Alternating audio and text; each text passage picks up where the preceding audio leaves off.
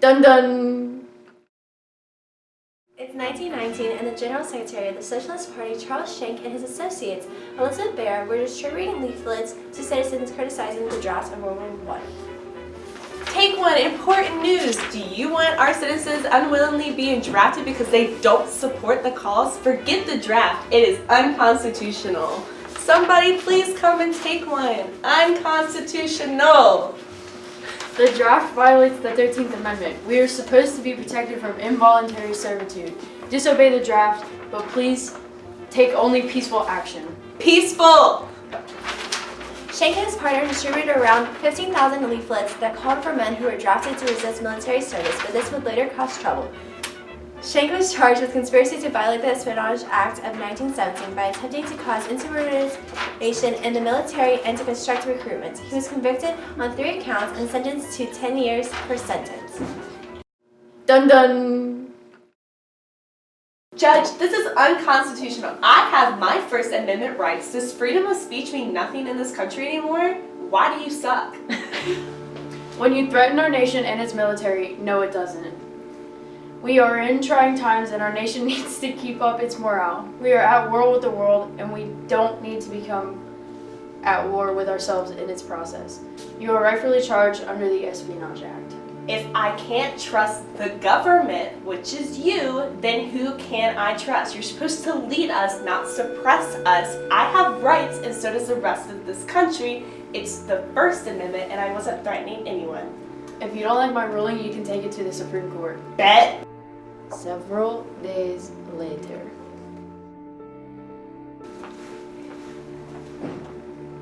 I said bet, didn't I?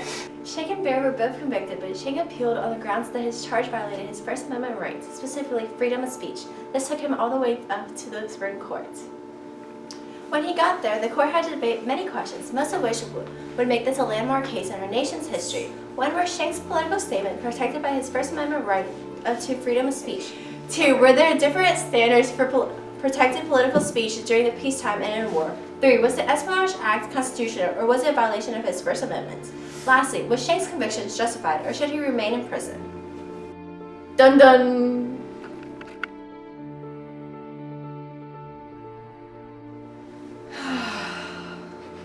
I'm really having a rough time in my hood, okay? I believe that my stance is constitutional. None of my comments prevent or present, if you want to get fancy, a clear threat to you or America. I mean, look at me. I look good. The court will love me. I'll never get convicted. The court will need time to hear the arguments, but it's in our opinion that the Espionage Act is constitutional. Your First Amendment right should not extend to something that would... Oh God. Your First Amendment right should not extend to something that will interfere with a war effort. Espionage? Eskimo?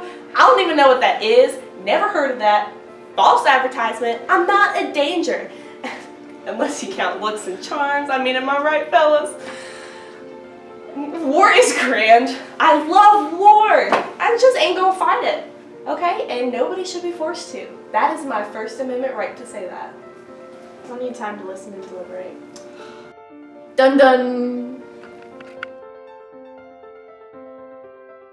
Oral arguments began January 9th, 1919, and there were many arguments for and against Schneck.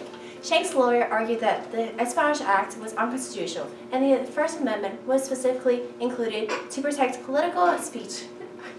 Disallowing that would no longer prevent the tyranny of the majority. By upholding the sentence, the Supreme Court was only making it clear that the First Amendment protection would be meaningless if they could choose when and where citizens' rights may be diminished. Arguments against Schneck's and for the United States included mainly how this case involved congressional draft policy, not the First Amendment, and I would also argue that statements criticized of the government would not be tolerated in a crisis such as World War I, when the nation needs to be secure. The nation could also not allow an effort to deprive the armies of necessary soldiers. Their last argument centered around how, given the time and situation, the Espionage and Intimidation Acts were legitimate and appropriate in a time of war.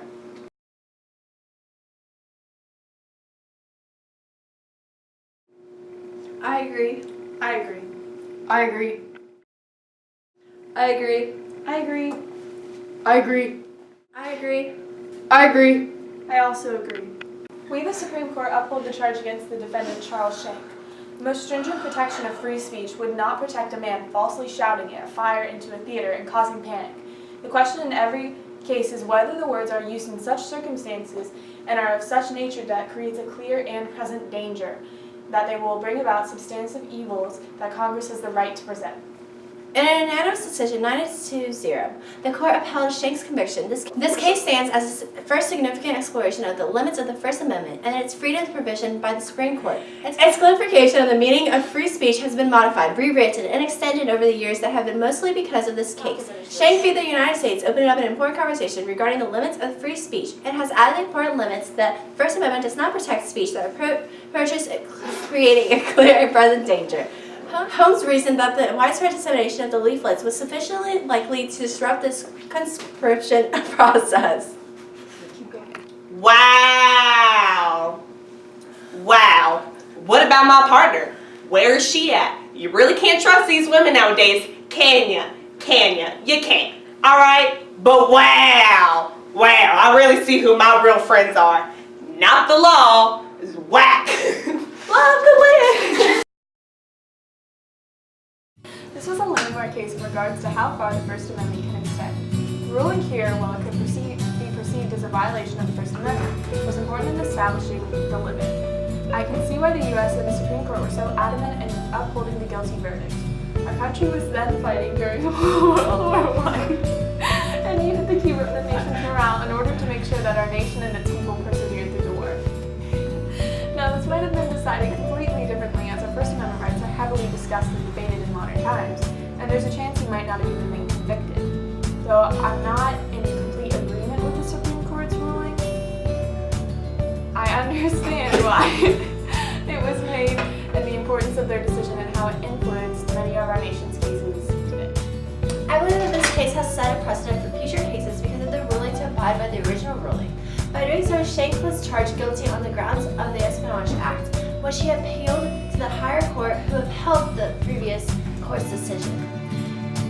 It was stated that it doesn't violate the First Amendment right because of the Espionage Act due to World War I, that by distributing leaflets saying that the draft was unconstitutional was deemed dangerous.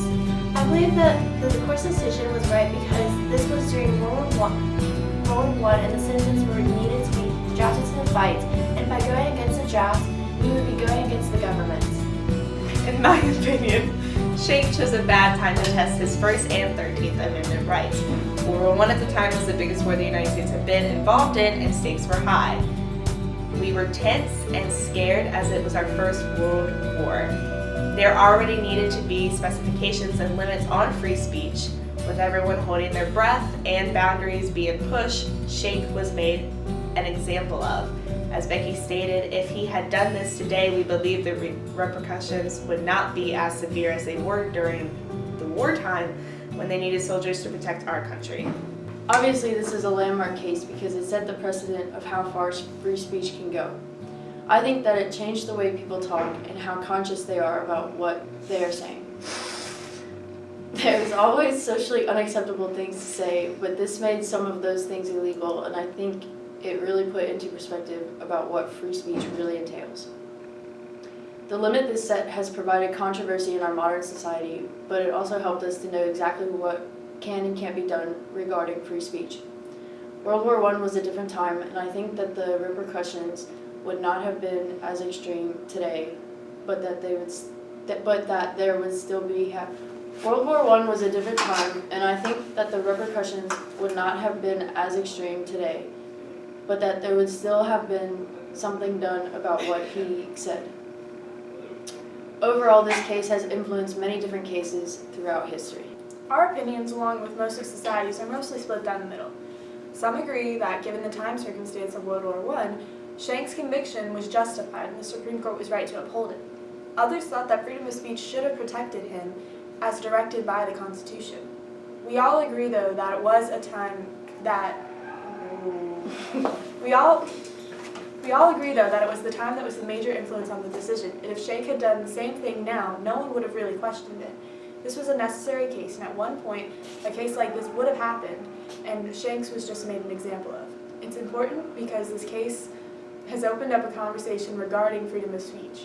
Speech should be limited in the sense that it can't protect you if you are intentionally creating a danger, but Schenck's case might not have been the best example of that.